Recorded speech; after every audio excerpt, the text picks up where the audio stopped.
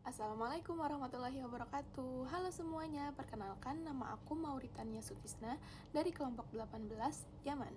Di sini aku akan menjelaskan materi tentang mekanisme pemilihan umum. Kalian pernah dengar kata Luber-Jurdil? Atau bingung, siapa sih yang nyusun pemilu di kampus kita? Jadi, secara umum, pemilu itu sarana pilih wakil rakyat. Tapi di UNJ, berdasarkan PO nomor 3 tahun 2022, pemilu adalah sarana suksesi Opmawa atau Organisasi Pemerintahan Mahasiswa. Ini adalah wujud nyata kedaulatan mahasiswa. Kenapa sih harus ada pemilu? Simple.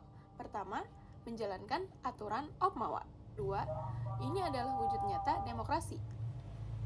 Dan yang paling penting, regenerasi kepengurusan Opmawa agar estafet kepemimpinan kampus terus berjalan. Pemilu di UNJ terbagi menjadi berapa sih? Pemilu di UNJ terbagi menjadi dua, yaitu eksekutif dan legislatif. Eksekutif itu untuk memilih para pemimpin seperti Ketua BEM UNJ, Ketua BEM Prodi, dan Ketua BEM Fakultas. Sementara legislatif itu untuk memilih pengawas dan pembuat peraturan seperti MTM, BPMF, dan DPMP. Oke, sekarang kita masuk ke intinya. Bagaimana pemilu ini diselenggarakan? Ada 5 tahapan pembentukan lembaga kunci. Awalnya dimulai dari panitia seleksi, atau yang biasa kita sebut pansel. Tugas mereka menyeleksi calon ketua KPU dan anggota DKPP. Komposisinya unik, satu anggota BEM Prodi dan satu anggota DPMP yang sudah pernah menjabat. Setelah itu ada DKPP, Dewan Kehormatan Penyelenggaraan Pemilu. Ini ibarat mahkamah konstitusinya kampus. Tugasnya menangani pelanggaran etik dan sengketa yang nggak bisa diselesaikan oleh Panwaslu. Dari pansel terpilih ketua KPU yang tugasnya memimpin seluruh rangkaian teknis pemilu. Lalu dibentuklah KPU itu sendiri yang bertanggung jawab penuh dan menyelenggarakan pemilu, baik tingkat universitas maupun fakultas. Dan nggak kalah penting, ada Panwaslu, panitia pengawas pemilu, yang dibentuk oleh lembaga legislatif. Mereka bertugas mengawasi jalannya pemilu dan menindaklanjuti laporan pelanggaran. Nah, sekarang gimana sih caranya jadi peserta? Ada perbedaan antara legislatif dan eksekutif. Pemilu legislatif, jika calonnya lebih banyak dari jumlah kursi yang ada, akan tetap dilaksanakan pemilu. Tetapi, jika calonnya kurang atau pas, mereka langsung ditetapkan sebagai anggota legislatif. Langsung menang tuh.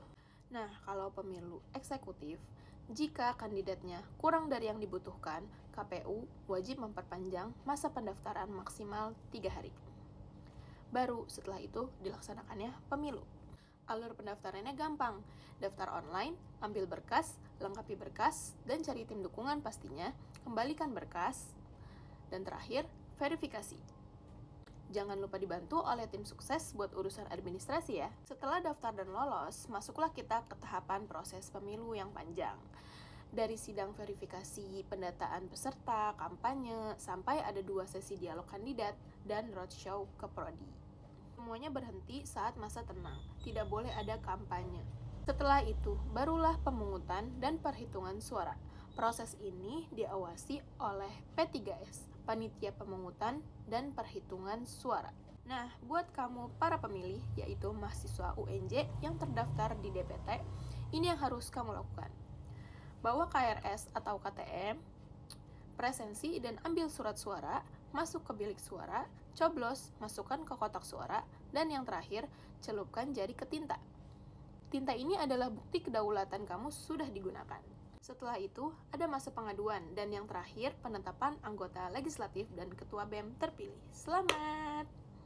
Gimana guys? Sekarang jelaskan kalau pemilu kampus itu sistematis dan diatur ketat dari pansel sampai DKPP.